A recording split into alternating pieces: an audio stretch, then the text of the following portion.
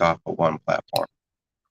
Welcome in, everybody. Now, this is Night Moods. I am Michael, and we're in the middle of a conversation, kind of a different spin on what Night Moods is all about here. I have I want to say she's one of my favorite people who I met on Twitter.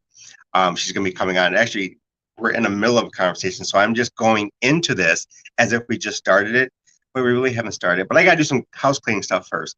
This episode is brought to you in part by our friends at Logo Bible Software.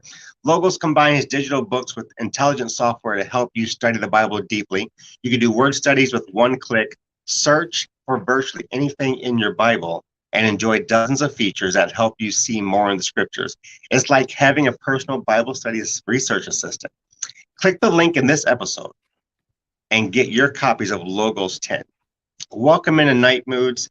We have been on this roller coaster of a conversation for the better part of 30 minutes. And I am really excited about the continuation of where we're going. Never know what happens inside the lab here, but I want to say she's a good friend of mine from social media because I've been the caboose and she's been in the front of the train. And I've just been on a journey learning through Miss Reena Watts. Reena, welcome into the show. Thank you so much for having me. I'm excited to find out And that we were both in Chicago too. I know I was so like, hey, when I sent you that message, I'm like, you're in Chicago, and then you said, no, I'm in Texas. I was like, oh, bummer, just straight up bummer. Um, you guys, we gotta get you guys caught up here. All the Night Eagles listen to the show. You're listening to the live stream. Yes, I got that right because I asked Reena about it, so she told me.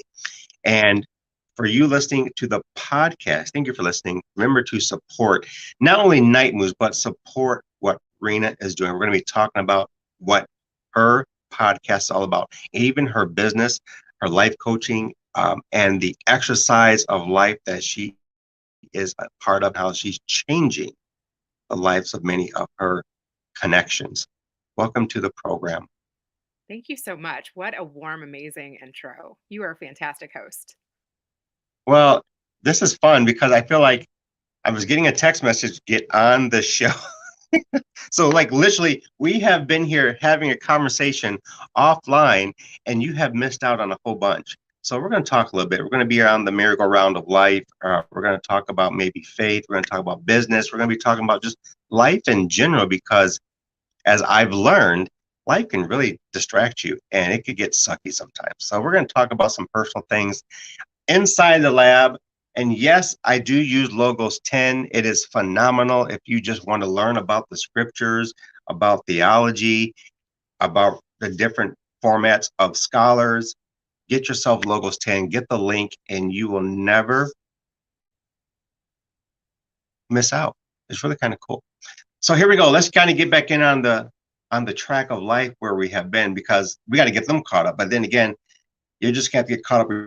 Be caught up because we might go back, we might not. I don't know where we're going to go. There's some questions, there's conversations, one-on-one with Reena, and she's in the lovely land of Texas. I am now in the lovely land of Texas. It's much warmer. The Oh, people are sweet and southern. It's not so much the rat race anymore. yeah, yeah. Yeah. Um, how are you? Did I send you this message? How is the culture with you from being a northerner and jumping into the deep state of Texas? How is the culture? Yeah, when I first moved here, I was like, this place feels like a totally different country. It did, but at the same time, I think when you move anywhere, it's kind of Hmm. exciting, Me and my husband started checking out comedy clubs, and I think by going to comedy clubs in different areas, you see what's funny, what Hmm. people are laughing at, Hmm. and that kind of gives you insight into what people believe in the area. Yeah. Now I have a friend of mine, he was in the service, and this was around Katrina, Rita, and Wilma before I went and worked with the Red Cross down there. I flew into Dallas, had an opportunity because I was playing football back then. And we got into, it's kind of a funny story because I'm like, Ken, we gotta go down to the stadium. So we actually walked in the stadium and walked in the football on the field and did a workout. And security thought we were part of the club. It was really kind of funny. Even got pictures. It was really kind of interesting. But I was saying all that to say this. I went to Deep Ellum. Am I saying that right? Deep Ellum is downtown Dallas area, and got to kind of take in the vibe. So it was really kind of like like a mini Schaumburg, or like a mini, just different culture. I'm like, really? And he was like, yeah. And then you have a high Indian population. I said, in Texas? He said, yeah, let's go down, let's go check it out. And I'm like, and I heard my first conversation from an Indian family who was speaking with a Southern accent. I was like, get out. So I'm looking at him like, can you say that again, please? Because that sounded like it was like a Southern accent and you're from India. It was just really kind of the craziest thing. It's my journey Yeah. down and down. Yeah, that's the thing too. I do feel like Texas is very diverse, which I like. Yeah, it's Um, very different. and you see that taking your kids to the jumpy houses or taking them to the zoo or going to different museums. So I really like that. Okay, here we go. They don't know you. I have been having this. I'm gonna tell them I'm having an awesome conversation. You just missed out. I'm sorry. You guys have missed out. Don't know if we're gonna get back there, but Reena, can we learn a little bit more about who Reena is, where you come from, what you do, if you're making nine figures? I don't know. Just If who I is Reena? were, Why? I would be humble about it, but I'm not. Um, so yeah, you asked me the question, who is Rena? And I thought since you did say that you're a spiritual guy, even though we don't have to so much talk about religion, Mhm. I grew up in Kentucky and God dropped me there as a Jew. And I feel like I have kind of embraced that now. I didn't as a child Kentucky. so much like that. Yeah. But what's Oh. interesting is the more you embrace your uniqueness, Mhm. like, that is strange, right? Like, I went on a Passover retreat in New Jersey, and, like, I realized at that point, like, me and my husband were the only Jews from the South at the entire event of hundreds of people, right? And so the owner of the event was like, "Hey, y'all from Kentucky," and even when I went to, like, summer camps or different trips places, I was always the Jew from the South.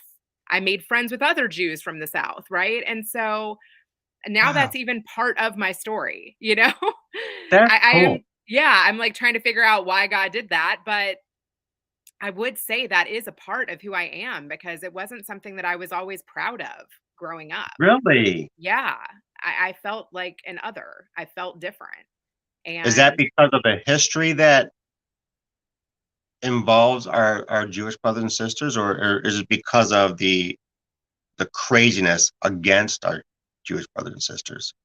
I think it was just that Kentucky, the time that I was growing up there, was very black and white, you know? Yeah. And I didn't fit into either one of those categories. So people were always guessing what I was. They're like, "Are you Italian? Are you Hispanic? Are you Bohemian?" They didn't know what to make of me. And so I just Wow. didn't feel like I fit in. So you're on the other side of the spectrum. That's got to be crazy, and to even be qualified on that level would be. I don't know if I could describe that. So yeah, I appreciate how you're. I'm just saying, I don't know if I could. It'd be kind of different. You know, people look at me like I'm crazy, and I'm like, well, you're just black. So no, my mother's Portuguese. So no, I'm not just from Africa. No, my mom's from Portuguese. Sorry. Hate to surprise you. What else is so interesting is other Jews that have had the experience. I met another guy on Twitter recently who was like, I got so sick of people asking me, like, what is your heritage? What is your Oh, culture? Where are you from? And growing up, I could relate to that. People were constantly saying, "What are you?" I'm like, "I'm American," and they're like, "No, but what are you?" You know what I mean? oh That wow. was never a sufficient answer. And so I Right. can relate to other people that have experienced that where they're like, "What are you?" I actually just read this book by Miriam Feldman. It's called God Said What? And she talked about growing up American, secular, not wanting to be religious, and Hmm. constantly being asked that question. And so she majored in German. She went to Germany to try to find out why people were anti Semitic. She thought if everybody could just get along, that there would be world peace. But what she wasn't recognizing is that that was part of her makeup. That is part of her culture. It's not just a religion. Mhm. And so she had to Right. embrace it. And when she started doing that, she began to flourish. Her soul began to flourish. She started having more of a spiritual connection to who she was. And there's so much of a richness. I have two friends. Um, One Jill and I went to school with, and he's down in Florida, and we have been friends since '87. And I didn't realize he was Jewish. And so we've had a whole richness and vastness of conversations about God because he knows I don't play around with religion. And I'm like, really, Nathan? And he's like, yeah. And I'm like, he said, the last name didn't throw you? I'm like, no, because I really, like what you were just saying, like, who are you? Who are you? For me, it was more here. It's the heart of the matter, is the heart and Mm. the character of a person. And so, and then my other friend who's in Tel Aviv, I met him in Chicago, a kind of a God thing. And he was, uh, Omer was the director of the Israeli consulate of tourism. And so I got some awesome perks. And that was my journey to not just wanting to know about the religion, but to learn about the culture and the community and how it's like how we say, oh, everyone's Spanish or everyone's Mexican. No, no, not even close. It's really kind of cool to learn about the different cultures through the many friends that I have so I can understand a little bit about what you're saying there. Really Yeah, interesting. and what my experience has been like, right? And that's all Right. we can share with each other is like what experiences have we had and what's our truth, and that kind of will take me into the next part of this. So I ended up going to a private Jewish school, like kindergarten to 5th grade, and then I went to public school and it was a whirlwind. Like I was so sheltered and then so picked on, and Mm-mm. then I went from that to auditioning to a youth performing arts school, and I kind of found my people there. Okay. People that beat to their own drum and they had kind of like hidden talents. The thing is that I didn't get in on my first try. So this was my first brush of rejection. Mm. And I was like, well, I'm not going to my home school, the home neighborhood school. I got to get in here. So my dad actually went to bat for me. He went to the head of the music department and was like, hey, she might start like an outside horse from behind, but she's going to finish in the front. And so he got me music That, lessons, and I learned how to read music, and I learned how to sight read, and I learned how to sing in a foreign language, and I swallowed my pride. I re-auditioned and I ended up getting in. And so I stayed. I know another question that you asked me was like, who was your mentors? I stayed in this very rigorous, tough, competitive program for 4 years when I wanted to quit every single day. This teacher was really hard, really critical, and the people around me were so unbelievably talented that I never felt on their level. Like I was like, "Oh, I got rejected the first time. These people are mhm. better than me." I never sang out. Like a piece of my confidence was taken away since I didn't get in that first try. And so for 4 years though, I kept showing up. I kept surrounding myself by A players. I kept surrounding myself by people that made it to the Boston Conservatory, that made it to Juilliard, that became the lead singer of the Pussycat Dolls, right? I Mhm. was surrounded by major talent. And Wow. you know what? I didn't go to Juilliard, but I did get a small, art college that offered me a full ride. And I went to school in Charleston, West Virginia. And I even got a partial scholarship from a local synagogue in town that wanted me to sing and be a part of their choir. And I felt like I had made it in some way. And that really lit something in me. I didn't quit, I didn't give up, and somebody believed in me. And I had a teacher, this Mr. Hornbreaker, shout out to him because I'm connected to him still on Facebook, that he thought I was the greatest thing. So I think that there's a lesson in that too. Like Who are the people that have taken chances on you? Who are the people that see the greatness in you? You got to Mhm. find those people because that will make you great. Oh, that's like, you know, and that could probably be a lesson in itself of what you just unpacked right there. This is what I found so inspiring. That's why I couldn't find a word when we were talking before the show. Um, you're like this treasure trove of inspiration. Aw, Now you guys need to understand, if you're not on Twitter, get on Twitter. I know Twitter has their issues. I get it.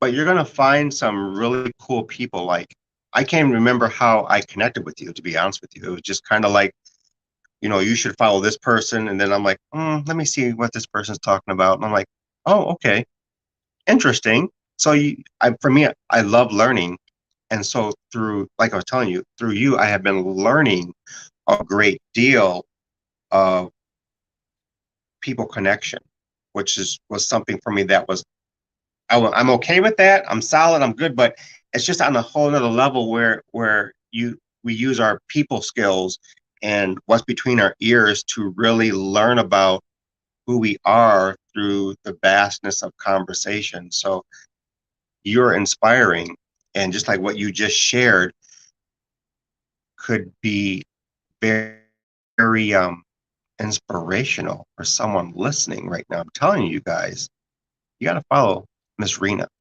thank you. You really do. Yeah, the Now she craziest has this part really show.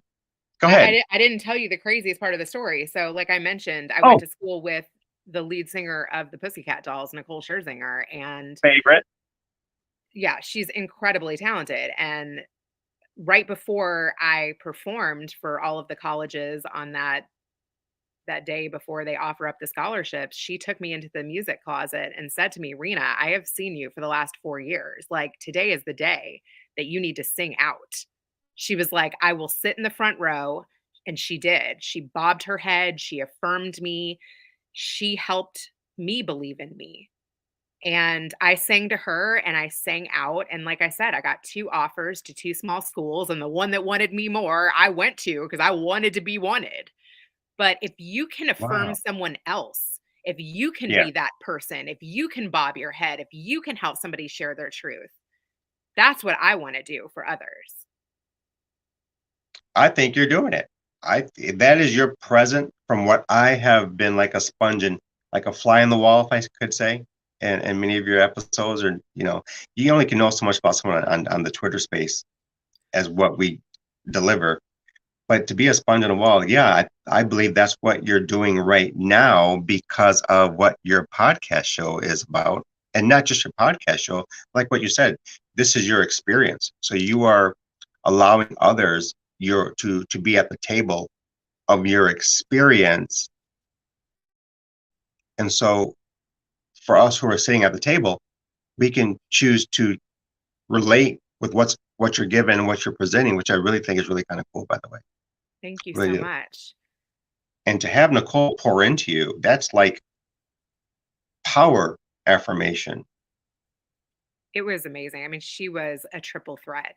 I mean, as you've seen, her career has completely blown up, and she didn't even finish college, but she has completely leaned into her talents 100%. She has followed that to the nth degree, and I have so much respect for people like that. Yeah, And yeah, I was just going to say that's what keeps me going too. Like, I am motivated every single day to connect with people in this way. Like, I never get tired of it. So if there's something that you're drawn to that you get energized from, you got to do more and more and more and keep chiseling away at perfecting it and refining it and getting better at it. you what you just said, it took me back to 2 weeks ago because everybody here um, have been Michael, just move forward, take one step, just move forward. And so I'm on the social media platform, not so much on the Facebook, except for the one moment I had when I had the meltdown. But I'm on Twitter, and it's like being the caboose. It's like I'm being dragged on in a way where affirmations. Find someone who is going to pour in, and whether you have a handful or a body full or a cup full, you have something that's going to be like, okay, I'm gonna come back. I really don't feel like coming back. I'm gonna come back. No, life is sucks for me right now, but I'm gonna come back. I'm just going to just be present and allow the experience not to crush me, but to maybe kind of build me up if I'm open to living. And so that's why I say you're inspiring to myself and others, just because of where God has you and experiencing life, and how what you said, you want to help and you want to meet many other people, and we never know when we meet others what's in store for us. And so that's kind of been the journey for the last year. Because guys, I've only known Reena for the last year. It's really kind of cool. And she has this massive background, as she's telling you. I'm thinking she's more than what I have known, because I wasn't in her inner circle. And she'll tell you there's some key players in my life on the Twitter space I wanted to interview. So this is an interview waiting in the background to bring to you guys, because she has been doing some phenomenal things I want to talk about. Because you may not know from looking at her here, not on the podcast, but you're watching on the live stream. She was a producer and doing some cool things in the media space.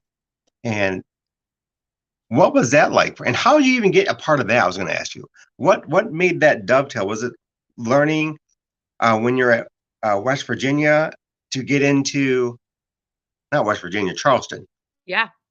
How did you get into that space? Okay, great question. So I will say that after going to that really hard program for 4 years, the Yeah. top school in Kentucky, Charleston was kind of a cakewalk, to be Oh. honest. Like, I was partying and getting a 4.0, and by my junior year, I wanted more. And so Mm. I ended up transferring to Purdue, and Ah. I probably wouldn't have honestly gotten into Purdue had I not done so well at Charleston, but I decided to transfer. And then at Purdue, I got a job at the on campus radio station. It was an NPR station. And Okay. Okay. that lit something in me. Like, I just loved being in the booth, and I loved like creating voice tracks and Hmm. doing my own creative intros and editing the news stories to make them more interesting. Hmm. And the head of the station let me do that.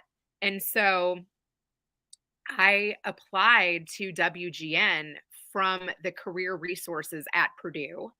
Okay. I ended up interviewing at WGN, which is like a legendary station in Chicago. I Yeah. didn't get the job. So here you go. Here's another rejection story. But the thing is that since I had already experienced rejection in my life, it didn't throw me too far off. And I saw that Jerry Springer was looking for interns in that same courtyard. So my interview at WGN was walking distance from the NBC Tower at the time. Yes. The Yes. Tribune Tower was right across the way from NBC, and I saw a flyer that Jerry was looking for interns. So the same day, I walked over from WGN to NBC Tower. I told him I was there to meet with the intern coordinator, and I started 2 weeks later. Telling you, this woman is head focused. She goes after Yeah. what she wants, and she's like a pit bull who's hungry and will not take no for an answer. This is really kind of cool. So that's how you got into NBC. That's how I started at Springer, and to be honest, I knew no one. I ended up sleeping on some guy's couch off of Craigslist for the first 2 months of me living in Chicago. Crazy. And I was like eating out of cans and working 100-hour weeks. And then I went from intern to associate producer in about, I think it was like 3 months. And the end of the first season, I got the opportunity to produce a show because I was like booking. That's the thing. That's how you get promoted, is whoever can get the guests and whoever can get the best stories, that's how you get promoted. So I started listening to all the people that were bringing the best stories on the phone. I'm like, oh, what are they saying to get the best people here? And as an Hmm. intern, I was hanging out with the guest. I was taking them around town. So I kind of got to know like what types of stories they were looking for, who were the best guests. And then if you can befriend them, if you can make them like you, if you can make them trust you, if you can get them to come, you're getting promoted. So that is what I did. You just put in the hard work. It You didn't was. sound like you didn't take the easy route. You put in the hard work, and you learn from people who were raised in the game before you. It's really kind of intriguing. What did you like most about that, and what didn't you like most about that? That part of your life.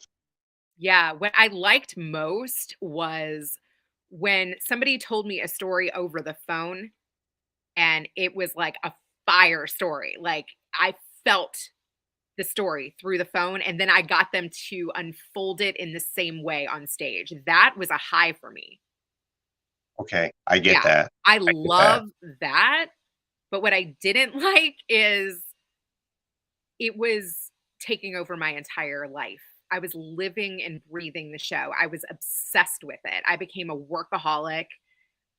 I couldn't separate the Jerry Springer show from my life.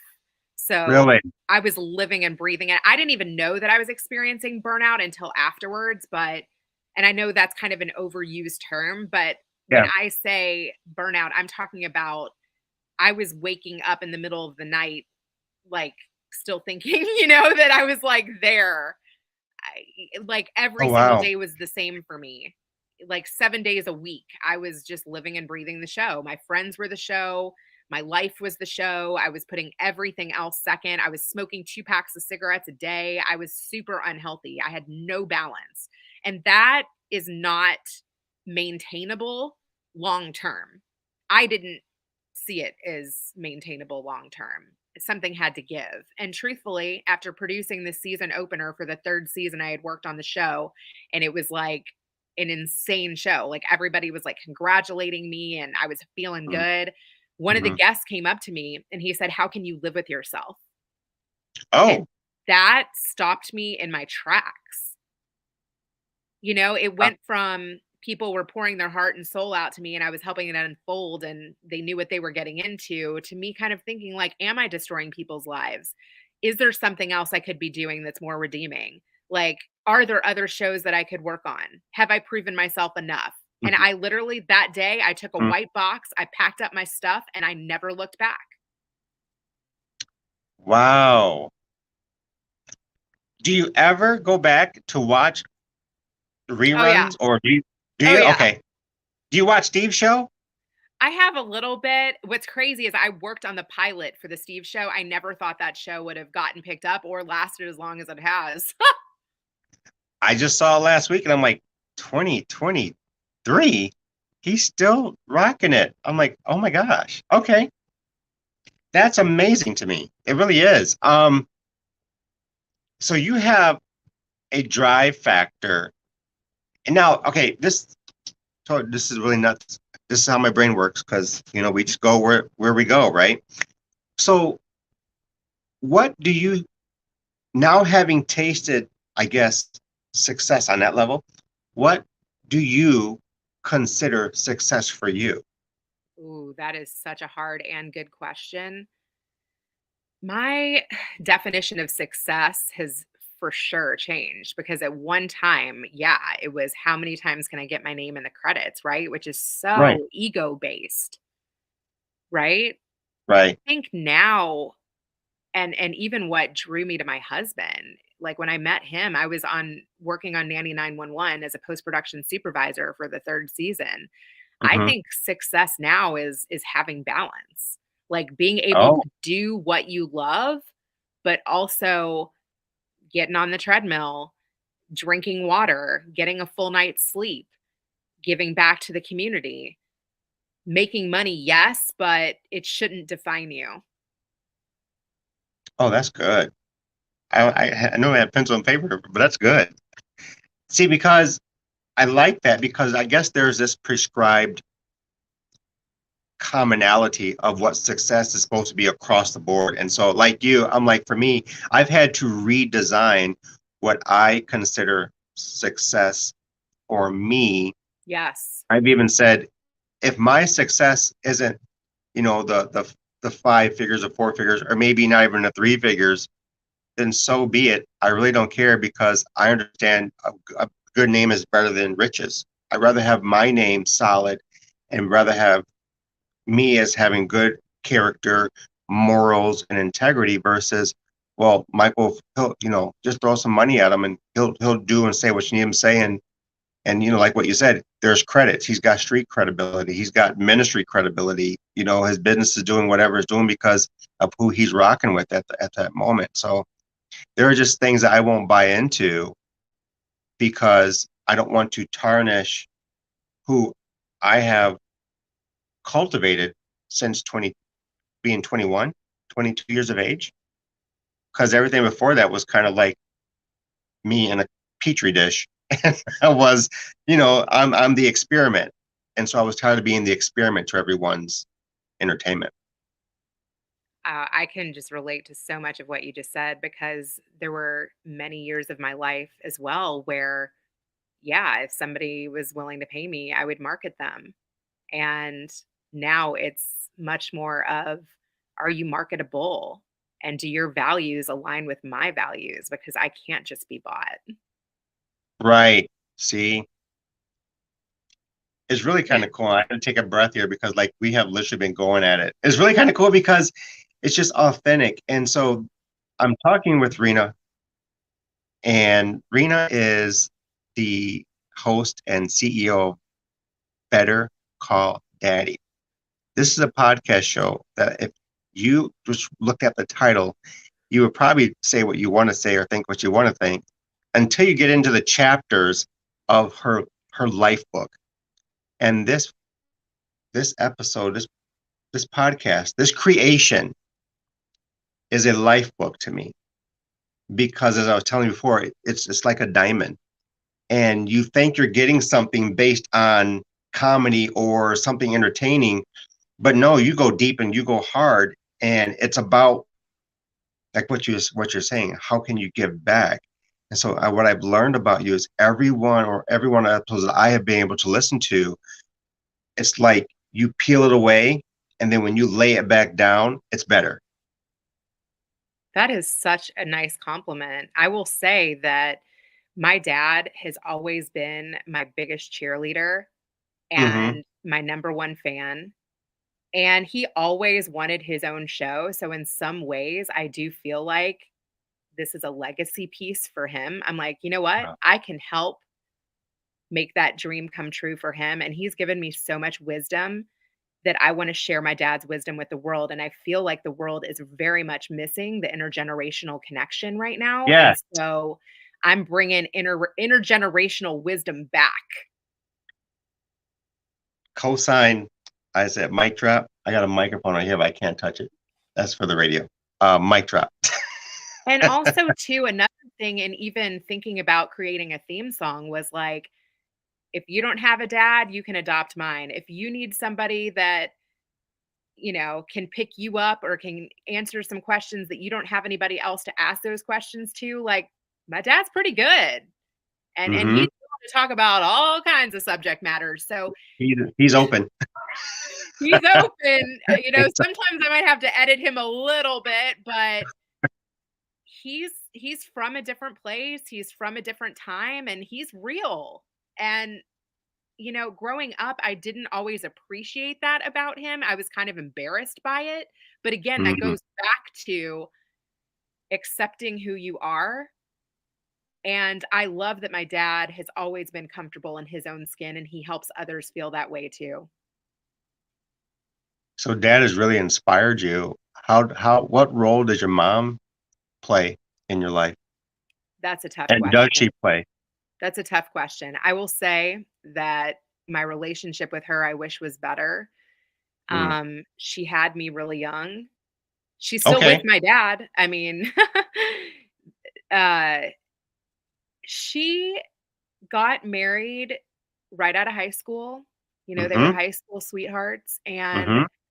one thing that I will say is that she was really good at schlepping all her kids to every activity that they wanted to do. And I think that that gave us all an edge to follow our passions.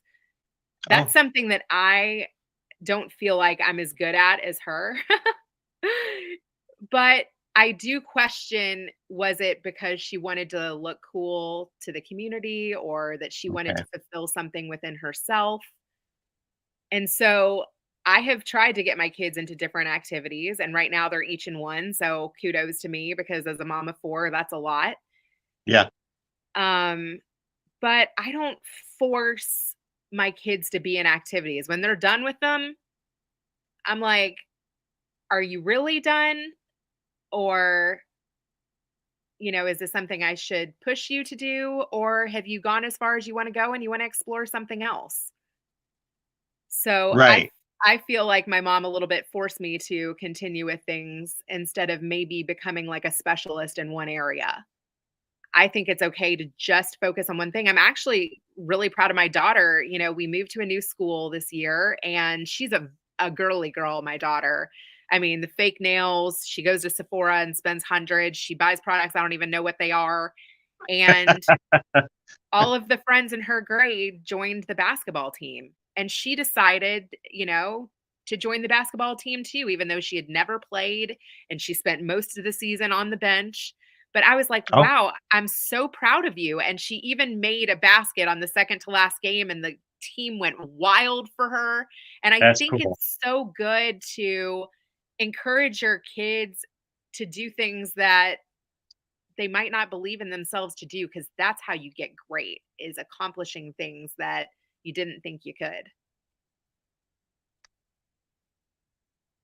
This is like so fun. Are you having fun? I'm having fun. I was going back to the mom thing again because I truthfully, that's something I don't really talk about and I wish I could talk about more, but I've kind of respected that she doesn't want me to talk about Yeah. her. Yeah. Um, Understand. I think that I will say is that, it really does go back to the fact that she had me young. And um, I My mom think was that, 17 when she had me. yeah, my mom got pregnant with me at 18. So there you go, right? Like she was a Hmm. baby. They were babies. And how Yeah. can you really prepare children for the world when you didn't experience the world, right? Right. Right. She's Yeah. loving, Mhm. I know she loves me, but there were times in my life where I just didn't feel like I could get direction from her that I wanted that direction. Now, where are you at in the siblings? Are you oldest, middle child, younger? I'm the oldest. How about You're the you? oldest. You're the oldest? Oldest. I'm the oldest. Yeah. We take the brunt of everything. That's what I'm saying. I'm a petri dish. And so Exactly. I just like, definitely feel like I took the brunt of everything, and oh yeah.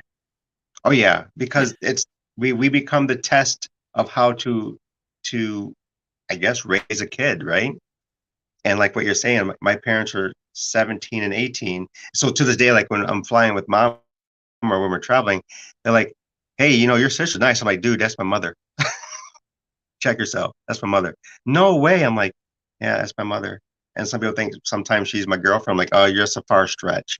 That's my mom." So it's kind of interesting. But yeah, it's just like being that you learn a lot from the experiences. And so then, I look at myself in this hierarchy of eldership, and it's different from my younger brothers, oh yeah. what they experience, and how we experience quality time with our parents. And for me, it's totally different. With my background being estranged from my family, and then coming back to Loves Park after being around the states, and just like, man, it'd be great to just kind of connect. It'd be really cool to have that community within a family at times. I feel like my dad, I was really close with his mom too.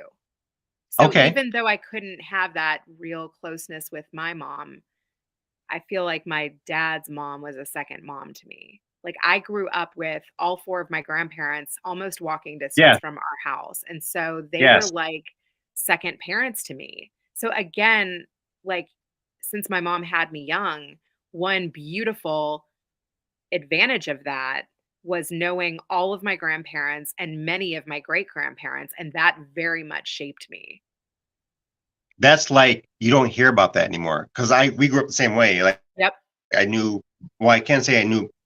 Man, my mom didn't allow us to be with my dad's side of the family, but we had our grandparents and a whole heap of cousins and 11 uncles on 11 aunts and uncles, and then 9 aunts and uncles on the other side. So it was, it was a family reunion every time we would come together to either side of the family. So I definitely connected with, for you connected with your dad's mom.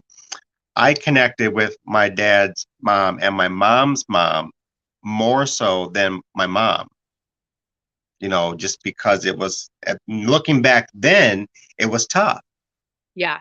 Mom was 17. I was in her when she was a senior at Auburn High School. And from Auburn, she went and worked for a NASA company.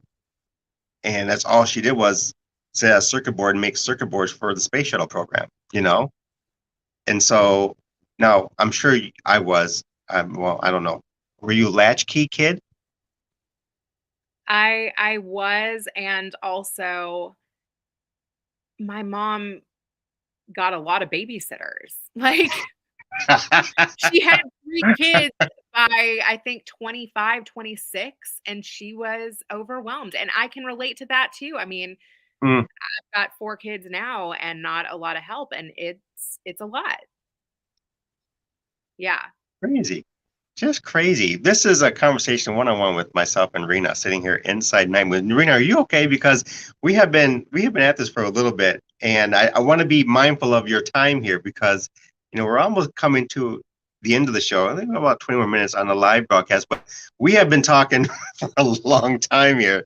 So I feel like I've known Reena for a few years here, and so you're getting a little bit of what it is like to just be a part of a conversation. And so this is, for me, really neat.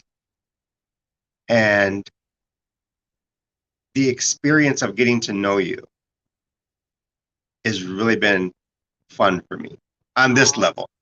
It I'm really so has. glad. Thank you. Yeah, me too. I Because feel like we have a lot in common. It's so cool. we do. We're like cousins from a different village. We just met each other. It's like happy reunion, guys.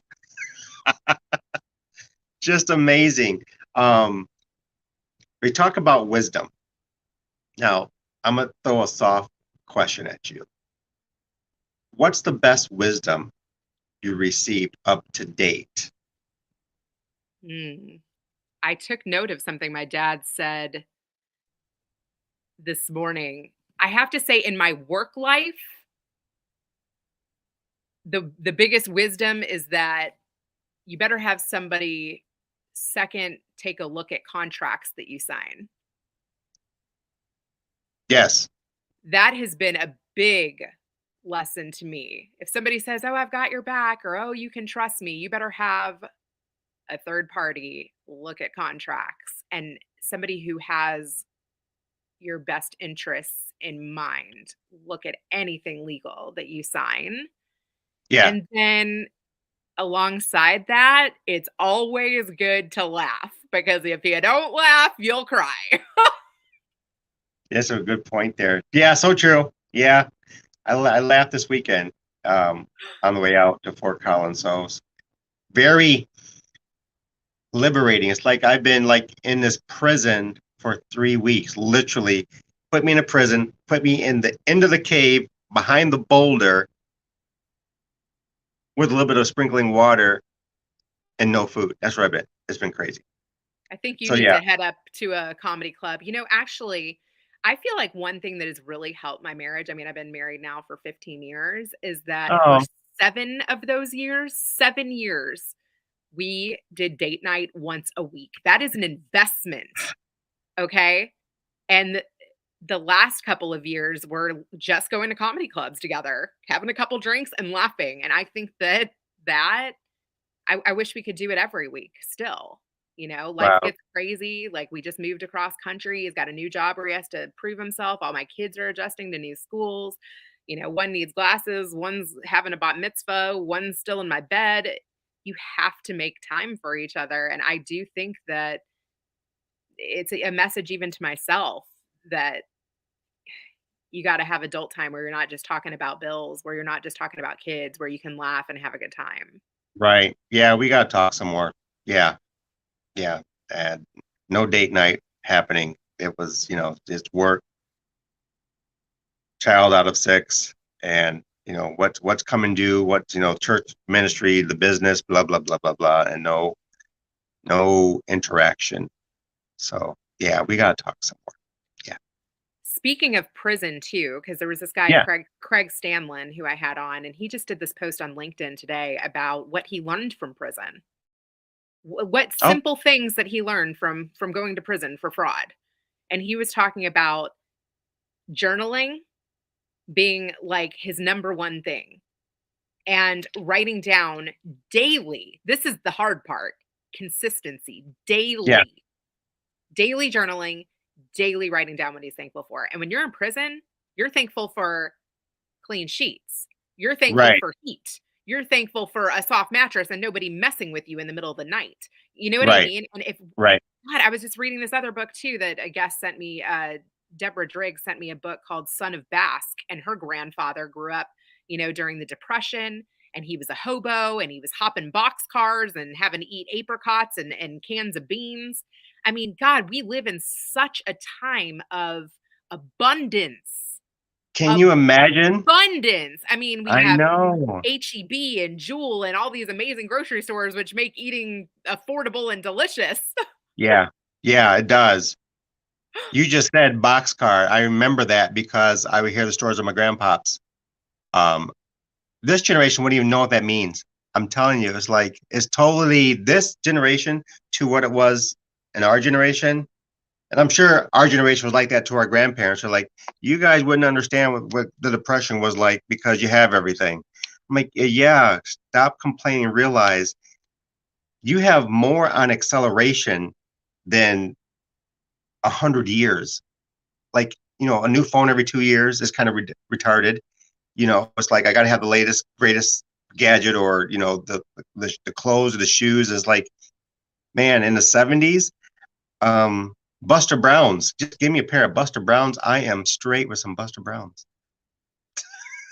Yeah, and like I said, I grew up in Kentucky, very humble, and then I went from getting a job at Jerry Springer and being around these big city girls and then wanting big city things. So Yeah.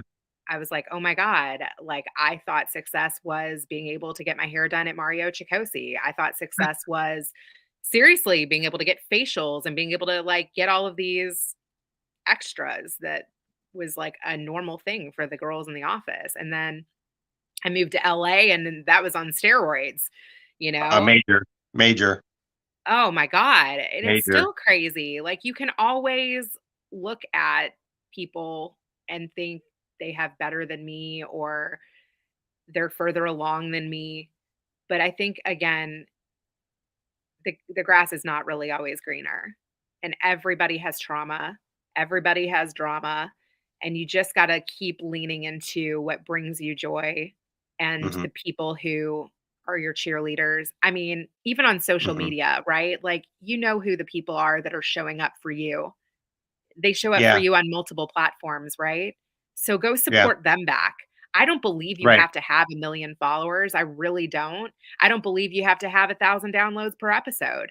I think support the people who support you, keep supporting them, go Hmm. deep with them, Hmm. grow those relationships. Don't be a one and doneer. Don't be a tit for tatter. Don't be like a, you know, and really just try to have impactful conversations that will enrich your life.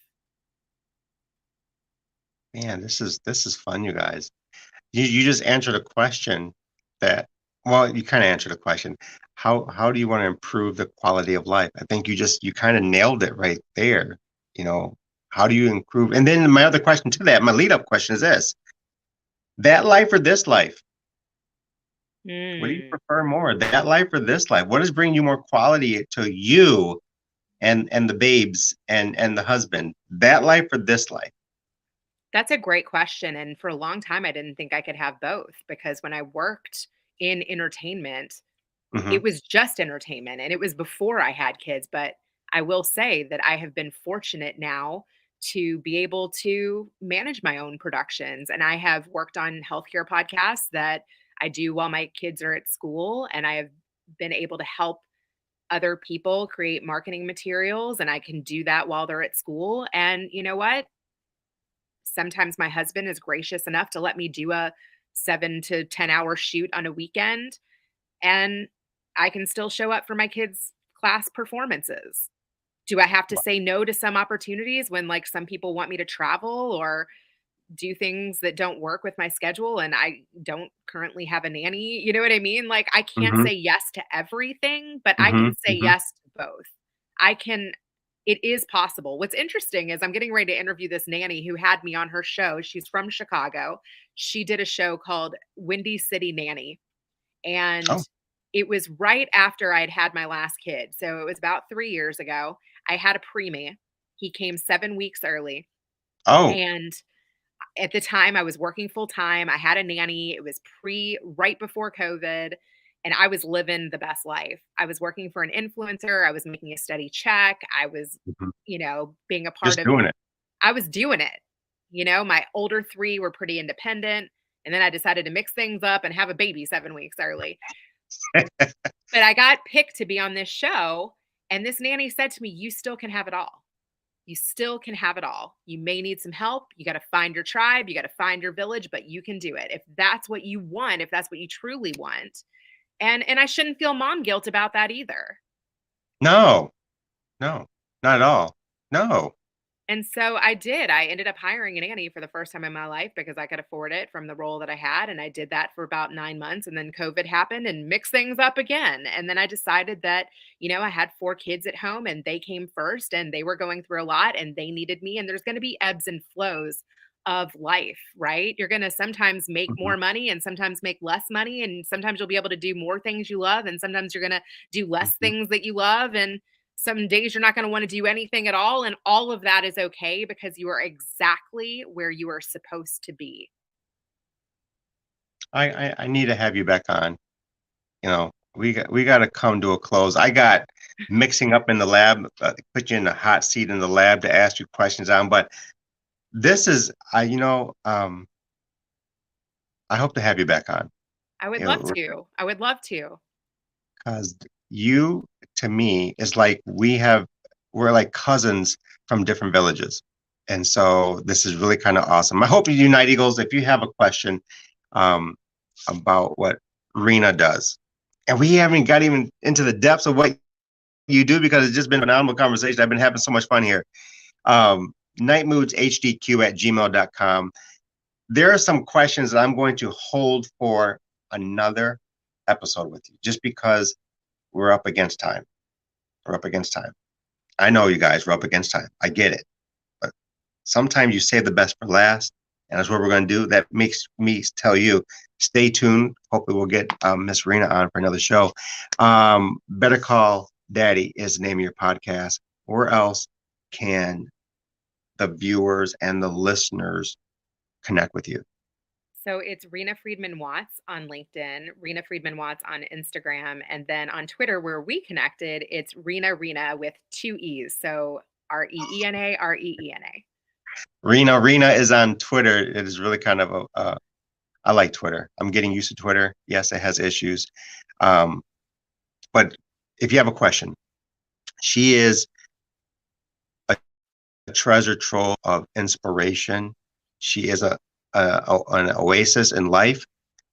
And I told her what I speak to her in private is also public. She is exactly what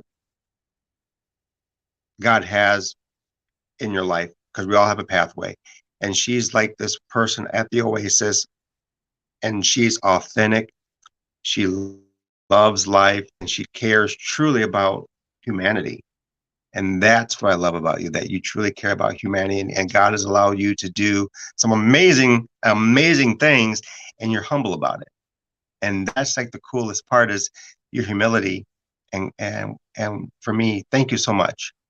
Thank you for Thank being a part you. of the lab with me. We got to close this down, you guys. I'm sorry, we got to close it down just for right now, because I'm going to pray and hope that we can reschedule this phenomenal woman to come back to Night Moods to do part 2 and more insight. You got to get your hands on Better Call Daddy. Get your hands on this. Just Google it. It's everywhere you get and learn and like your podcast. We're on Good Pods. So connect with us on Good Pods too. Okay. But I anywhere love you Good can, Pods. Shout out good. Good Pods. And everybody subscribe, leave Michael a 5-star review on Night Moods, and let's connect. Let's connect. It's been a privilege to be here with you. Thank you so much. Thank you. Thank you.